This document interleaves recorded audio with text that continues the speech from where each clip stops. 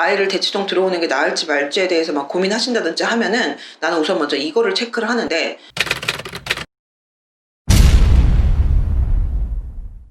맥주 같지만 커피를 따볼까? 이렇게. 아니 가만히 있어. 가만히 있으면 돼. 알았어. 자, 짠. 아우, 드디어 커피를 먹을 수 있네. 맛있게 먹으면서 최근 대치동으로 이사한 지인 얘기 중. 대치동에 파이팅 넘치는 공부를 따라갈 수 있을까? 이런 분위기를 이제 내가 교육 때문에 이사는 했는데 따라갈 수 있을까? 이런 걱정을 하더라고. 대치동에 들어오는 게 무조건 꼭 유리하고 꼭 좋고 막 그런 건 아닌데, 대치동에 들어와서 더 많이 득을 볼 수 있는 애들이 있긴 있어. 예를 들어서 우선 가장 대표적으로는, 우선은 대치동을 들어오는 것 자체가 그 공부 분위기와 그 다음에 그 대치동 학원과 사교육을 이용을 하려고 하는 거니까 그거를 이제 좀 잘 활용할 수 있는 부류의 애들이 있거든. 그 중에 이제 가장 대표적인 게 다른 동네에는 없는 형태의 수업들. 예를 들면은 대치동 같은 경우는 그 정규 수업뿐 아니라 뭐 수학 같은 경우에 본인한테 맞는 맞춤 진도를 위해서 클리닉이나 이런 것들도 되게 많단 말이야. 근데 만약에 다른 동네에서 개인한테 맞추는 형태의 수업을 들으려면 무조건 과외밖에는 선택지가 거의 없을 거야. 근데 대치동은 학원 자체에서 이제 운영하는 여러 형태의 클리닉도 되게 많거든. 뭐 아니면은 굉장히 소수 대상에 특화된 수업들도 많거든. 나중에 뭐 경찰대 입시, 뭐 아니면은 뭐 재외국인 전형의 의대 입시, 뭐 이런 것들만 하는 학원도 있단 말이지. 아, 정말? 별의별 학원이 많으니까 아무래도 그런 특수한 소수 대상의 특화 수업을 뭐 원한다든지, 아니면은 어린애기들 같은 경우에는 아무래도 클리닉이라든지 뭐 이런 여러 가지 수업들이 워낙 많으니까 그거를 좀 활용을 좀 잘 해야 되는 경우는 아무래도 다른 동네보다는 조금 더, 그리고 심지어는 다른 교육 특구보다 더 대치동이 좀 더 이득이 되긴 하겠지. 그 다음에 이제 학생 성향이나 아니면은 능력치를 갖고 이제 판단을 하자면은, 우선은 나는 이제 수학 갖고 얘기를 좀 하고 싶어. 학원을 들어올 때 대부분의 학원이 이제 학원 자체에 있는 시험을 보거든. 그리고 그 시험을 통해 가지고 시험을 어느 정도 일정 수준 이상 통과를 해야만 된단 말이야. 근데 그게 문제를 많이 맞추고 뭐 잘 보는 것도 있겠지만 얼마큼 진도를 뺐느냐를 가지고 들어갈 수 있는 반이 한정이 돼. 아, 선행을 얼마나 했느냐를 테스트하는 거구나. 그치. 그러다 보니까 지금 당장 진도가 아니더라도 우선은 그럼 이거를 좀 메꿔야지 그 반을 들어갈 수가 있는 거야.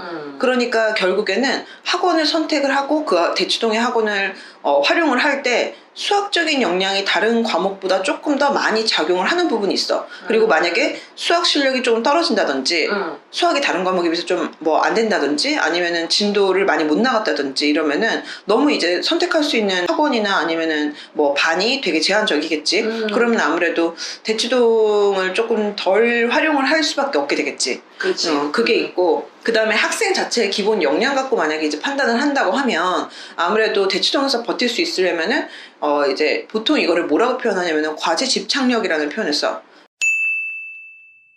그래서 집착. 그러니까 우리가 공부를 하다 보면 당연히 좌절하고 막 열받고 스트레스 받고 막 문제집 집어던지고 싶은 순간이 당연히 있을 거란 말이야. 근데 그거를 한 번 더 침 한 번 꼴깍 삼키고 한 번 더 참을 수 있는 게 이제 과제 집착력이라고 생각하면 돼. 그 과제 집착력이 있는 애들이 그리고 사실은 보통 상위권이란 말이지. 그래서 과제 집착력과, 아니면은 조금 더 이해하기 편하게 얘기를 하자면 승부근성이라고 생각해도 될 것 같아.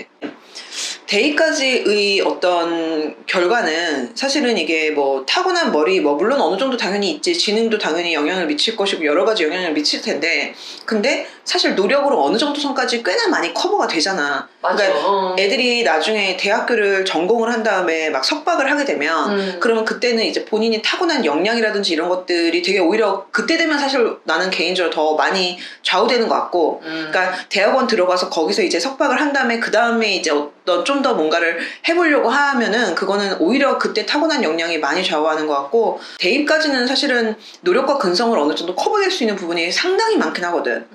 그치. 어쨌든 정해진 범위를 공부하는 거니까. 그치. 그래서 과제 집착력과 승부근성이 있으면 좋기는 해. 여기까지는 근데 이게 뭐랄까 많이들 생각할 수 있는 부분이긴 하거든.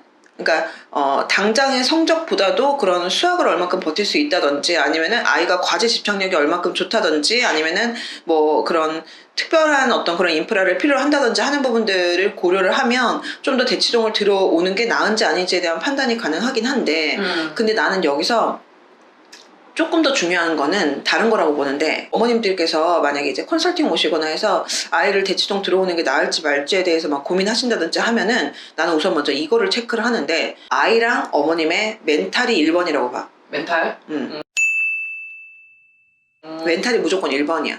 다른 것들이 설령 부족하다 하더라도 멘탈만 좋으면은 버틸 수가 있어. 좀 전에 말한 뭐 수학적인 역량이 좋다든지 아니면 과제 집착력 이런 것들은 그러니까 대치동에서 그래도 살아남고 어느 정도 상위권이 될 수 있는지를 가지고 요구하는 요건인 거고.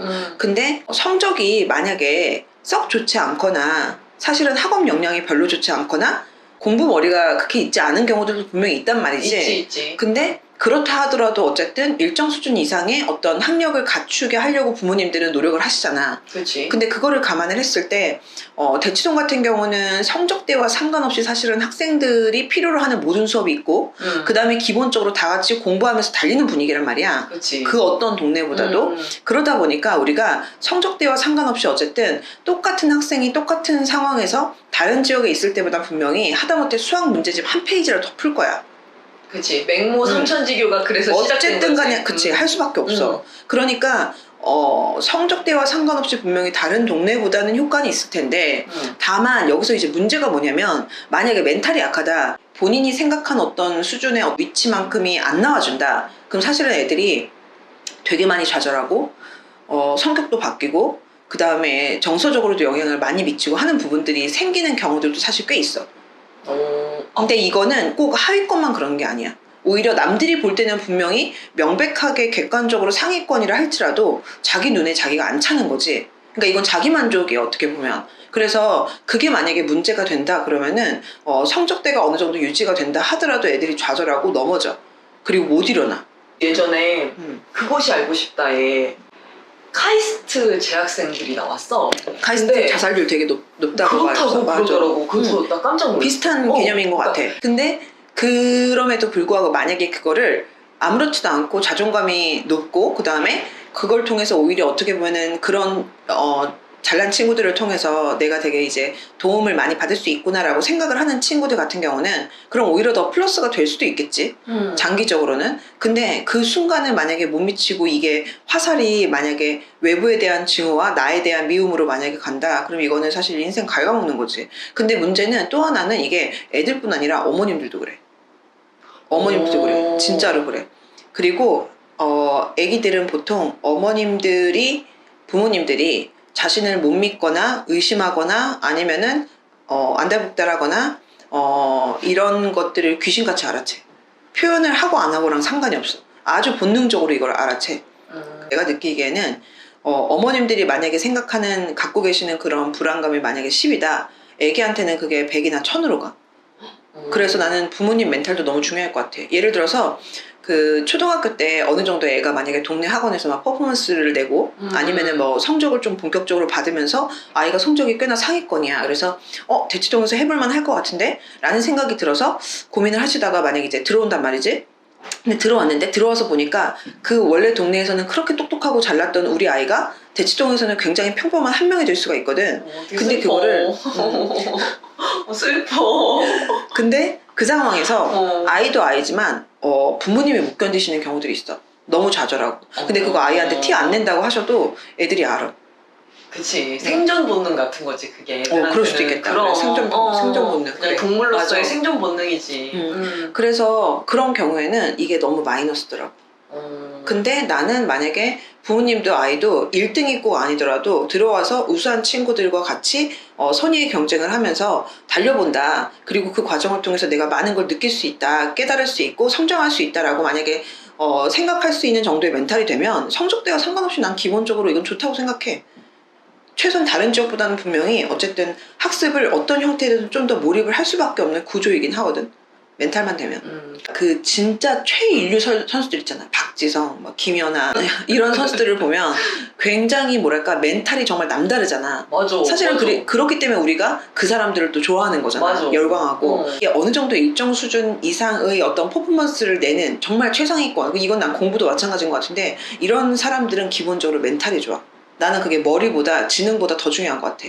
근데 전에 어디서 봤는데 노벨상 받은 학자들의 평균 IQ가 128이래. 진짜? 그렇게 높지 않네? 난 근데 그 사람도 아마 멘탈 되게 좋을 것 같아. 난 그게 훨씬 중요할 거라고 봐.